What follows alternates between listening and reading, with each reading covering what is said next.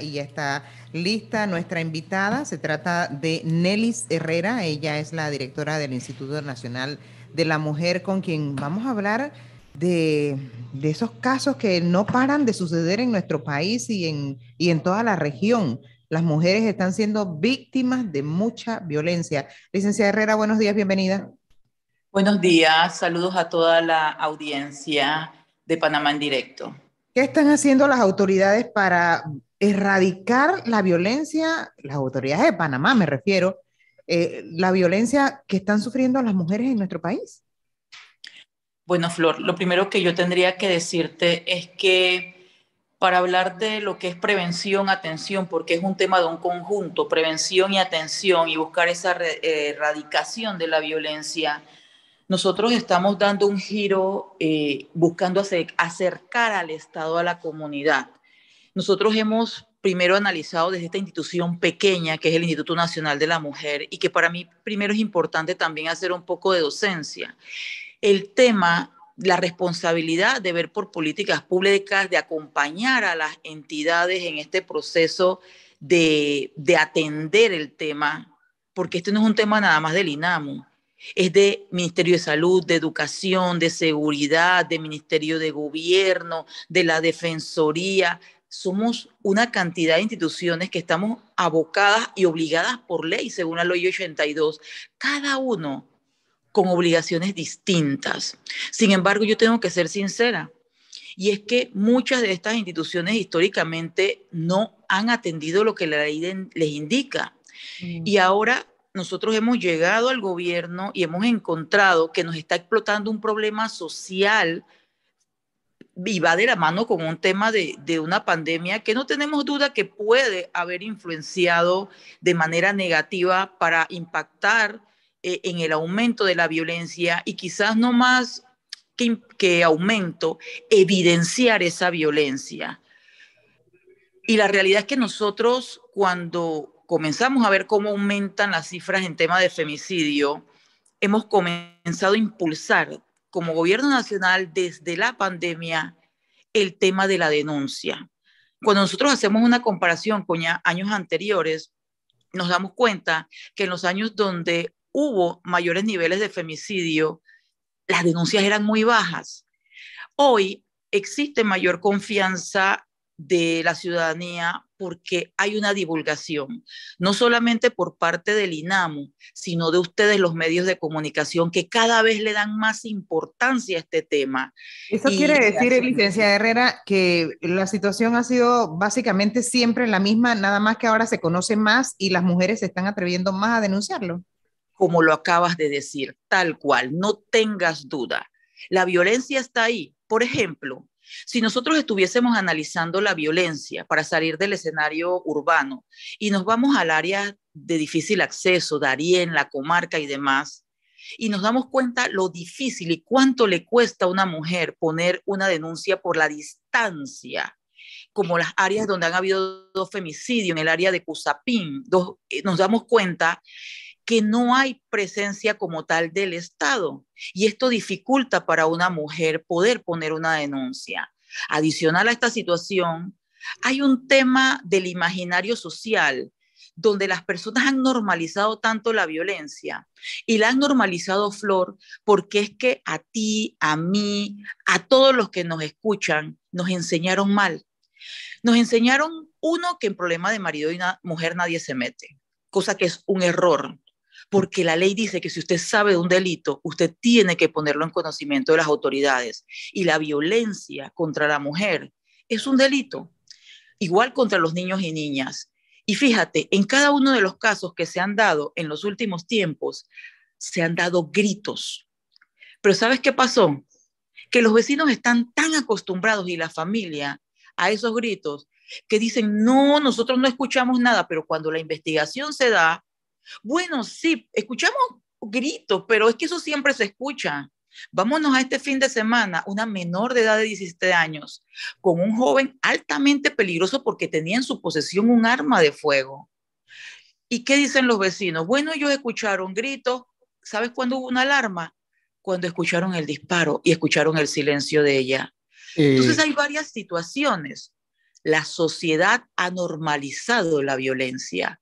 Entendió que esto no era un problema, que esto no, era normal y además nadie tenía que meterse porque nos enseñaron mal. Y hoy nosotros estamos pagando estas consecuencias. La realidad de Panamá no es la misma de la que está viviendo México. México está viviendo una situación de femicidios, de una cantidad de mujeres desaparecidas muy grande. Mujeres que no pueden salir a una discoteca, que no pueden salir a comer entre amigas. Las mujeres en Panamá no están siendo asesinadas porque desaparecen caminando en las calles. Las mujeres en Panamá están siendo asesinadas por una persona en la que confiaban y dentro del lugar que debieron estar protegidas, sus propios hogares. Sí. Ahora, frente a esta Licenciada situación... Herrera, perdón, disculpe que le interrumpa, pero el tema es que, por ejemplo, le habla Jorge Luis Sánchez, el gran tema es que lo que usted no escribe, ayer hablábamos con la nueva presidenta de la Cámara de Comercio, que ella después de tantos años de no tener una mujer en una posición de poder del gremio empresarial. Y hay un empoderamiento cada vez más fuerte de la mujer en el tema educativo, en el tema laboral. Es una realidad, tal vez todavía se mantienen algunas diferencias salariales y algunas discriminaciones. Sin embargo, hablamos solamente de este tipo de violencia física, pero yo creo que el tema de la violencia es más cruel todavía cuando hablamos de la violencia psicológica, donde son sometidas mujeres de todos los niveles sociales. No vamos solamente a ubicar el tema en el área popular. En una ocasión hablaba con el subdirector de la Policía Nacional y nos hablaba de que va en aumento las denuncias de tipo de agresión, pero ese es el tipo de agresión que son evidentes. Pero, ¿qué hace que en medio de una educación, en medio de desarrollo tecnológico, de un país que hasta cierto punto hablamos de crecimiento económico en medio de una pandemia, pero no ha habido un avance en el tema de entender lo que usted decía hace un rato, paradigmas aprendidos desde niños y niñas sobre el no pegar, el no agredir verbalmente, el no intimidar a una mujer?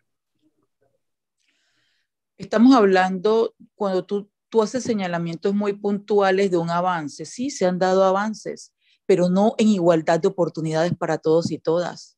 Porque esta primera mujer que hoy ocupa dignamente la presidencia de la Cámara de Agricultura de Panamá ha tenido una diferencia en oportunidades. Y la educación es una oportunidad. Nosotros podemos estar apostando que estamos en un país donde todos tenemos un libre acceso, incluso las personas migrantes. Aquí no se hace discriminación en Panamá en el tema de la educación, pero el que exista educación, Jorge Luis, no quiere decir que el país ha construido sobre la base de derechos humanos. Y cuando hablamos de derechos humanos, incluir el tema de la no violencia contra la mujer. Y te pongo un ejemplo porque en nuestro imaginario está el que no, hemos avanzado, no hay problema. No, sí hay una distinción en quienes están llegando y cómo están llegando. Están llegando porque hay un esfuerzo, porque hay una situación familiar y condiciones distintas. Cuando hablamos de la violencia, efectivamente ataca de manera indistinta, de manera social, o sea, no importa si eres millonario, nosotros atendemos en el Instituto Nacional de la Mujer mujeres millonarias, así como atendemos mujeres que llegan y dicen no tengo dónde dormir y no tengo dónde comer. Esa es parte de lo que nosotros vivimos a diario. Entonces, eso significa que hace falta más albergues entre no, el albergue no es una situación aquí, esa es una situación aparte. Lo que yo quiero decir en este momento...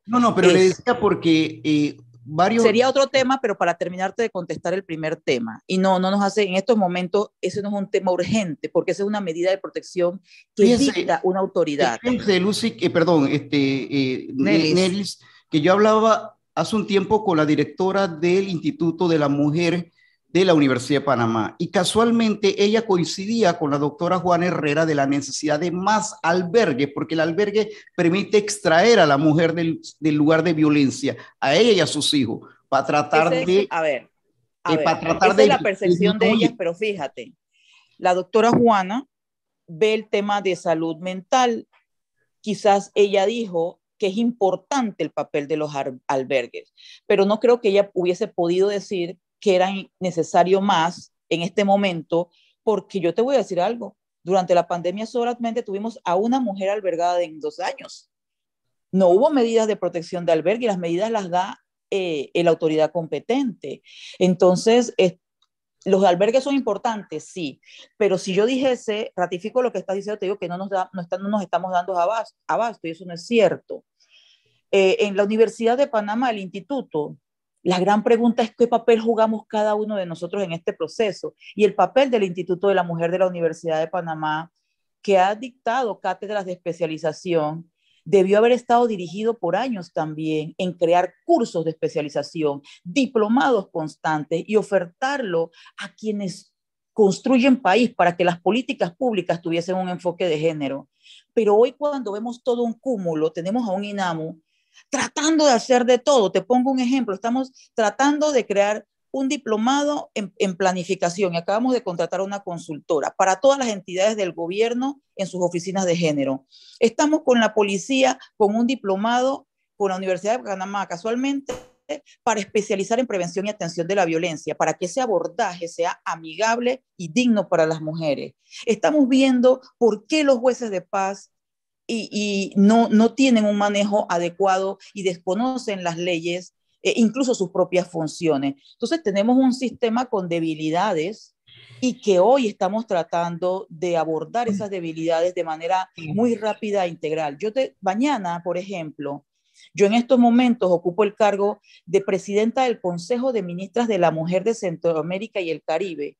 Mañana están todos los ministros de Educación en una reunión en Panamá. A las 4 de la tarde yo les voy a hacer una presentación, porque desde el espacio nuestro estamos tratando de que en la currícula educativa de Centroamérica y el Caribe trabajemos en una currícula de manera formal, no transversal, de una educación no sexista. Pero son temas que abordamos, unos de prevención que van a dar resultados a nivel corto, otro a nivel medio y otro con más años, pero es que hay que hacerlo. Nosotros no podemos solamente ser bomberos y atacar un problema. Tenemos que cambiar una conducta. Y en este tema yo también tengo que hacer observaciones, porque los medios de comunicación manejan masa, y especialmente los medios televisivos, así como los medios impresos.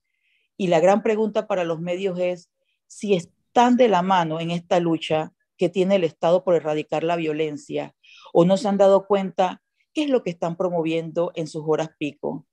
Porque promover a los narcotraficantes como los grandes héroes y nos pasan novelas, claro que están impactando en la sociedad. No ignoremos esto, y es parte del todo. Estoy totalmente de acuerdo con usted y que no debería opinar, pero me parece que es lo que está ocurriendo en nuestro país. Lo que le quería preguntar, y no la quiero meter en ningún problema, y yo veo que usted está trabajando en la dirección del INAMU, tiene un equipo que la acompaña, que están haciendo, por lo menos así a simple vista, se ve que están tratando de hacer un trabajo para erradicar todo este tipo de casos, pero también vemos en paralelo a un presidente de la República desesperado por aprobar un Ministerio de la Mujer. Y aquí varias veces hemos cuestionado un Ministerio de la Mujer. ¿Para qué? Ya existe el INAMU, ya existe el Ministerio de Desarrollo Social que aglutina a todos, a las mujeres, a los hombres, a los niños. Entonces, ¿para qué necesitan un Ministerio de la Mujer? Posteriormente vamos a tener que hacer el Ministerio del Hombre, el Ministerio de los Jóvenes, y así vamos llenando la planilla estatal. La pregunta para usted, sin querer meterla en un problema, ¿usted cree que un ministerio haría cosas diferentes a la que está haciendo en estos momentos el INAMU? Totalmente, 1000 veces más. Y casualmente nos permitiría, con el mismo respeto, y a ver, tú me dices, no te quiero meter en un problema, y cuando ustedes hacen una entrevista como esta es porque este tema les interesa. Cuando yo escucho que la gente dice, vamos a tener que hacer un ministerio del hombre, yo digo, wow, ¿sabes por qué entiendo el error del planteamiento? Porque no nos han formado en esta materia. Después van a querer reclamar eso y a lo mejor van a tener que también hacer el Ministerio del Hombre porque habrá una Para yo poderte responder eso, te lo puedo responder sin ningún problema. Primero, lo primero que te digo es, si en un estado las mujeres no están sentadas y que en hora y media tengo que estar en un gabinete invitada por el presidente, pero yo estoy primero atendiendo porque me importa estar con ustedes y llegar a la ciudadanía. Si nosotros no estamos sentadas en el consejo del gabinete, para el gobierno es prioridad. Para el gobierno es prioridad el tema mujer. Si un presidente como Laurentino Cortizo le interesa que sentada en el gabinete, en su agenda gobierno, esté el tema mujer, es porque el tema es importante. Un ministerio no tiene competencias como, por ejemplo, ¿cuál? Y quiero explicarte así a grosso modo. Si en estos momentos nosotros determinamos que tenemos que mejorar dentro del Código Penal procesal, hacer cambios que no permiten a la víctima, que no le permitan al victimario llegar a acuerdos con la víctima. Por ejemplo, los violadores tienen derecho a hacer acuerdos de pena. El que asesina a una mujer tiene derecho a hacer un acuerdo de pena con la familia. Esto no puede seguir siendo, pero la ley lo permite. ¿Por qué necesitamos? No necesito yo solamente porque el presidente va a designar quién va a ser esa persona. No quiere decir que va a ser Nelly Herrera, pero yo lucharé para que llegue a crear su ministerio. Pero todo ese trabajo no se puede hacer con las estructuras que ya tenemos. No, le quiero explicar. El Instituto Nacional de la Mujer no tiene incidencia legislativa. Sí lo tienen los ministerios, pero no. Y así nos vamos a encontrar una cantidad de temas. Por ejemplo, la estructura organizacional, lo que usted ve hoy del INAMU es lo mismo que existía hace 5 años. ¿Y usted ve el mismo impacto? No. Pero tenemos solamente a una abogada, a una psicóloga y una trabajadora social atendiendo 200 casos mensuales de mujeres víctimas de violencia. ¿Nosotros sabemos con cuántas personas cuenta el INAMU? Pero para poder responder de manera clara, por favor. Sí. El INAMU cuenta con 145 funcionarios, todos profesionales con títulos universitarios a nivel nacional, y con eso estamos atendiendo a las familias, dando seguimiento a los casos y atendiendo los nuevos casos. A pesar de que cada día yo salgo y les pido que vengan al INAMU, las atenciones han aumentado, las denuncias han aumentado, pero el sistema no está preparado para lo que nosotros nos viene encima, que es el nivel de violencia. Y eso solamente es en un tema, nivel de violencia. Pero Jorge Luis hablaba hace un momento de otro tema, es el empoderamiento económico. Y yo le pregunto, ¿cómo vamos a trabajar en el empoderamiento económico que requiere una serie de estrategias y de especialistas? ¿Dónde están nuestros economistas dentro del Instituto Nacional de la Mujer?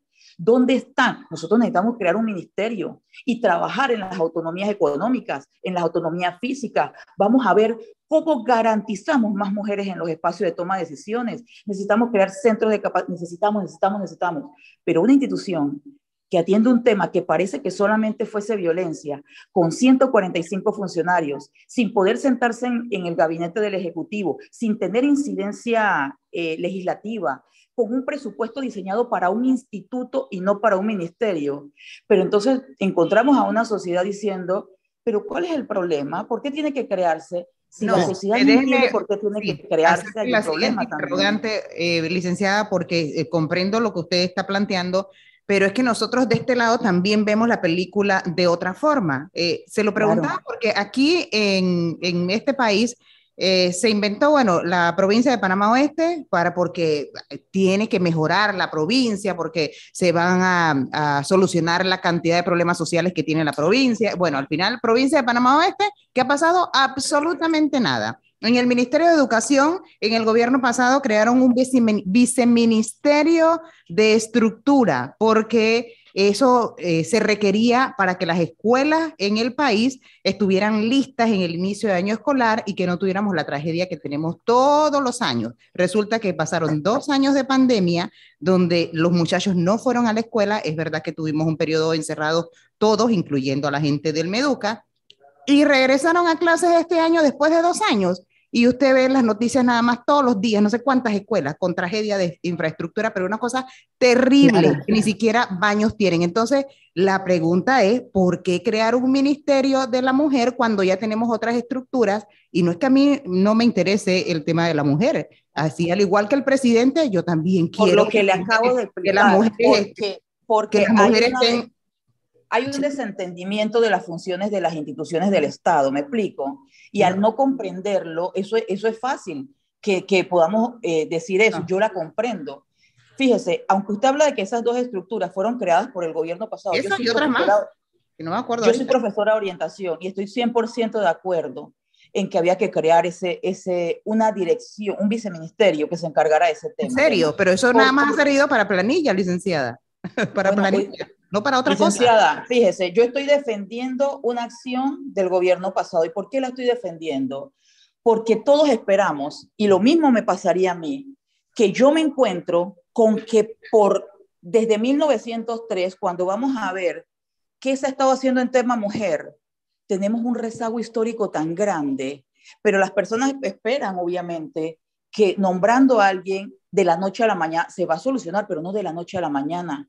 Yo no puedo entrar a los hogares y transformar el pensamiento violento que esta sociedad ha construido, donde los medios inciden, donde incide la misma educación, incide el arte y la música a través de las canciones que romantizan la violencia. Eso nos va a costar un tiempo. Eso es parte de una realidad. Porque yo diría, una pregunta. Necesito, mire, yo creo que es interesante lo que usted mencionó hace un rato de en la currícula crear el tema de educación no sexista. Ojalá no se pierda en el camino y terminemos en otra cosa. Dos, es importante, sí, que la voz de la mujer sea escuchada, porque creo que el tema de las políticas públicas son tomadas en cuenta desde el punto de vista de nosotros, los hombres, no desde el punto de vista a veces de la visión de la mujer. Correcto. Eso es una realidad. Pero me ha quedado en la cabeza solamente un tema. Sí, yo acepto desde el lado de los medios de comunicación, yo he estado en prensa escrita, en radio, en televisión, acepto que hay demasiado, se ha sobrepasado la línea de lo que debe salir y no debe salir, y sobre todo con el manejo que se da a la mujer. Pero no es solamente responsabilidad de los medios. Sí, no, los medios firmaron un acuerdo. Pero, de la ciudadanía y de los medios. Espérese un momentito, Nelly. Espérese un momentito, pero ¿qué hace la CEP en esto? Usted no ha mencionado si se ha comunicado con la CEP, si como instituto, ahí es donde entiendo un poco a Flor, porque también le explico, también le puedo explicar. Pero déjeme terminarle la pregunta, Lo que pasa es que cuando escucho a Flor hablar de por qué crear un instituto de la mujer, lo que pasa es que un ministerio, lo que quiero decirles es que, y no la quiero ofender, pero es fácil tirar la pelota a los medios, pero también la CEP hace mucho tiempo decidió jugar el papel de árbitro y le decidió dejar a la gente. Señora, yo he escuchado en las radios programas donde hay palabras obscenas y no palabras populares de Panamá que se pueden utilizar, vulgaridades extremas. He visto en televisión una serie de programas, revolcaderas a las 11, 12, 1 de la tarde, 2 de la tarde. Y bien, yo no voy a cuestionar a los medios televisivos y los medios radiales, porque si a mí me permiten jugar, yo voy a seguir jugando. Pero antes la SED, que se pasaba de la mano también, venía y parecía esta señora de convento que salía una mujer besándose, era prohibido, pero ahora ya ni siquiera interviene en nada. Entonces es fácil tirar la pelota de lado a los medios de comunicación. En la permisividad que ha habido históricamente. Total, así, 100%, y te hago barra por lo que tú acabas de decir en estos momentos. Te digo algo, yo he tratado, imagínate lo que estamos hablando, ustedes han visto este escenario, hablamos de educación, no hemos hablado de salud, hablamos un poco del sistema de justicia, hablamos un poco de la legislación, y hablamos del empoderamiento económico, ahora saltamos a los medios, y ustedes creen que una institución con 145 personas, que es lo que la ley le permite a un instituto, ¿puede solucionar todo esto? No, pero ¿qué he estado haciendo? Con un equipo que efectivamente está con una sobrecarga laboral, pero que está inspirado en que si yo llego a las 6 y me voy a las 10 de la noche con ellos, ellos están ahí. ¿Qué hemos estado haciendo?